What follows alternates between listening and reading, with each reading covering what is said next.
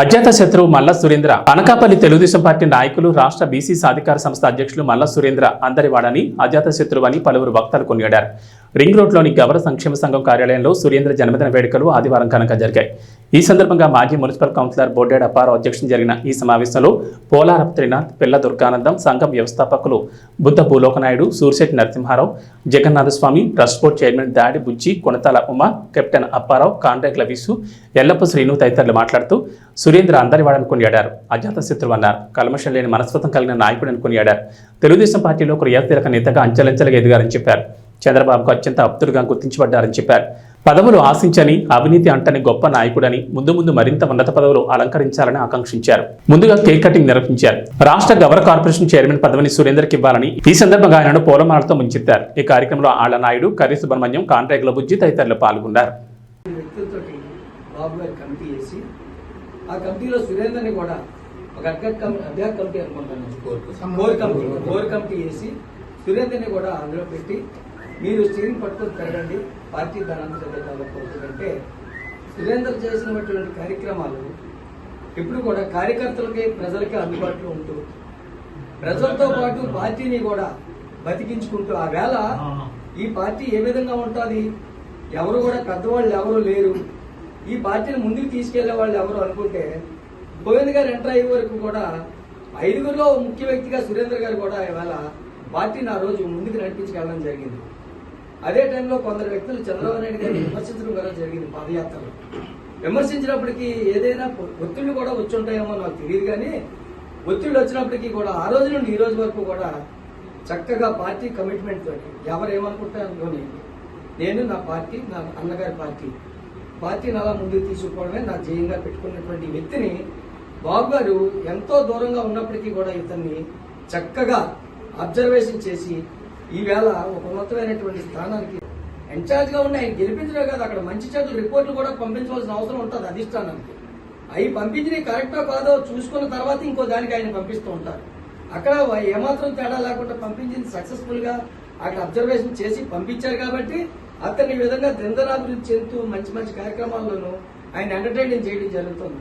దానివల్ల ఏంటంటే ఈవేళ అతను చేసినటువంటి సేవలు అమోఘం. కాకపోతే అదృష్టం ఏంటంటే ఎవరికి కూడా అతను దొరకకుండా అలా అంచెలంచెలుగా ఎదిగొస్తున్నాడు. లేదంటే ఎప్పుడో ఏదో రోజు ఏదైనా మాలాటల పరిస్థితుల్లాగా అవునేమో కానీ ఈవేళ ఆ పరిస్థితి లేకుండా భగవంతుడనే ఉంటున్నాడు. అదే విధంగా భగవంతుడితో పాటు బాబు గారు కూడా బాగా మెచ్చుకున్నారు.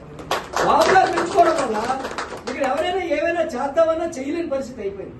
ఇది నేను కరాఖండిగా చెప్పగలను. అది ఒకటోది. రెండోది ఏంటంటే సురేంద్ర ఎవరైనా ఏదైనా ఫోన్ చేస్తే నాకు తెలియని ఫోన్ ఎత్తాడు, లేదంటే ఫోన్ ఎత్తకపోతే తర్వాతనే చేస్తాడు. అది ఒక జిల్లాలో కన్నబాబు రాజు గారి దగ్గర చూశాను.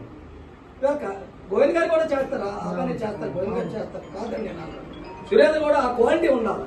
నాయకుడు అనే వాళ్ళకి ఎప్పుడు కూడా ఏంటంటే ఆ గుడ్ విల్ని నిలబెట్టుకుంటూ చక్కనైనటువంటి మార్గంలో బాబు గారు ఏం చెప్తే అదండి చేసుకొని పోవాల్సినటువంటి అవసరం ఉంది. అందువల్ల పదవులు తప్పనిసరిగా శ్రమను గుర్తించే పార్టీ తెలుగుదేశం పార్టీ. 88 నుండి 2004, 2009, 2014 వరకు నేను ఒక పార్టీలో తిరిగాను. ఒక అనకాపల్లి టౌన్ కాంగ్రెస్ మెంబర్ లేదు నాకు. కానీ తెలుగుదేశం పార్టీ అంటే కార్యకర్తని గుర్తించే పార్టీ. అందులోనూ చంద్రబాబు నాయుడు గారు ప్రతిదీ కూడా భూతత్వాలు ఎట్టి ప్రతి వాళ్ళని కూడా అబ్జర్వ్ చేస్తారు. అబ్జర్వ్ చేయడం వల్ల మీకు మంచి భవిష్యత్తు ఉంది. నీ వెనకాల 4 ఉన్నారు ఇవాళ కార్పొరేట్ క్యాండిడేట్లు. వాళ్ళు కూడా మీరు తయారు చేసిన క్యాండిడేట్లే. రేపు రాబోయే ఎన్నికల్లో మళ్ళీ వాళ్ళు గెలిపించుకోమని కూడా మీకే చెప్పారేమో అని నేను అనుకుంటున్నాను. ఆ పరిస్థితి వచ్చినప్పుడు కూడా మేమందరం కూడా సహకరించడానికి సిద్ధంగా ఉన్నాం. అదేవిధంగా ఇంకా మంచి మంచి పదవులు ఆ భగవంతుడు నిండు నూరేళ్లు ఆయుర ఆరోగ్య అష్టైశ్వర్యాలతో పాటు మంచి రాజకీయ భవిష్యత్తుని నూకలం తల్లి మీకు ఎల్లప్పుడూ ఇచ్చి అనకాపల్లి నియోజకవర్గానికి ఒక మోడల్ నియోజకవర్గం తీర్చిదిద్దేదానికి మీకు సహకరించే విధంగా అది ఒక ఎత్తు అయితే ఈరోజు ఇన్ని కమిటీలు కానీ ప్రతి ఒక్క కమిటీ అవని, లేకపోతే ఇప్పుడు గౌరవ సంక్షేమ సంఘం అవని, లేకపోతే బాక్సింగ్ కమిటీ అవని, చలనచిత్రం కింగ్ నాగార్జున ఉత్తరాంధ్ర చైర్మన్ గా, ప్రెసిడెంట్ గా అవని, లేకపోతే మా రాజకీయ విషయంలో ఉత్తరాంధ్రలో తెలియని సురేంద్ర గారికి ఫోన్ చేయలేని నాయకుడు ఎవరు first thing. Even CM Ramesh గారు అనకాపల్లిలో ల్యాండ్ అయిన ఫస్ట్ వెళ్ళింది కూడా సురేంద్ర గారి ఇంటికి. ఎందుకంటే ఆ డేటా అక్కడి నుండి మీరు ఆయన దగ్గరికి వెళ్ళండి, మీకు మిగతా క్యాడర్ అంతా పరిచయం అవుతుంది. ఆ ఒక్క మాటే. ఆయన దగ్గరికి వెళ్ళారు, మిగతా అంతా సక్సెస్ఫుల్ గా ఆ రన్నింగ్ అంతా జర్నీ కూడా చేశారు. చేసిన తర్వాత కూడా 1-2 సార్లు వెళ్ళారు తప్ప ఏ రోజు అక్కడికి వెళ్ళడం ఆయన్ని చూడలేదు. ముందంతా ఎక్కడ బిజీగా మనతో కూడా కలడానికి ఖాళీ లేకుండా తిరిగారు. ఇలాంటి కొంచెం క్వాలిటీ ఉన్న అన్ని ఉన్నాయి ఆయనలో. ఆయన పుట్టినరోజు ఇప్పుడు మంచి మిత్రులు మీ అందరితో పాటు నేను జాయిన్ అయ్యి జరుపుకోవడం నాకు సంతోషంగా ఉంది. నువ్వు ఎప్పుడూ బాగుండాలి బావా. 10 మందికి అందరికీ నువ్వు ఆదర్శం కావాలి. నీ విలువలు ఉన్న తెలిసిన ప్రతి ఒక్కరూ నీతో జర్నీ చేస్తాం, నీ అడుగుజాడలో నడుస్తాం. తప్పకుండా నీ సేవల వల్ల 10 మంది ఉపయోగపడాలి. Thank you. ఎందుకంటే ఆ డేటా అక్కడి నుండి మీరు ఆయన దగ్గరికి వెళ్ళండి, మీకు మిగతా క్యాడర్ అంతా పరిచయం అవుతుంది. ఆ ఒక్క మాటే. ఆయన దగ్గరికి వెళ్ళారు, మిగతా అంతా సక్సెస్ఫుల్ గా ఆ రన్నింగ్ అంతా జర్నీ కూడా చేశారు. చేసిన తర్వాత కూడా 1-2 సార్లు వెళ్ళారు తప్ప ఏ రోజు అక్కడికి వెళ్ళడం ఆయన్ని చూడలేదు. ముందంతా ఎక్కడ బిజీగా మనతో కూడా కలడానికి ఖాళీ లేకుండా తిరిగారు. ఇలాంటి కొంచెం క్వాలిటీ ఉన్న అన్ని ఉన్నాయి ఆయనలో. ఆయన పుట్టినరోజు ఇప్పుడు మంచి మిత్రులు మీ అందరితో పాటు నేను జాయిన్ అయ్యి జరుపుకోవడం నాకు సంతోషంగా ఉంది. నువ్వు ఎప్పుడూ బాగుండాలి బావా. 10 మందికి అందరికీ నువ్వు ఆదర్శం కావాలి. నీ విలువలు ఉన్న తెలిసిన ప్రతి ఒక్కరూ నీతో జర్నీ చేస్తాం, నీ అడుగుజాడలో నడుస్తాం.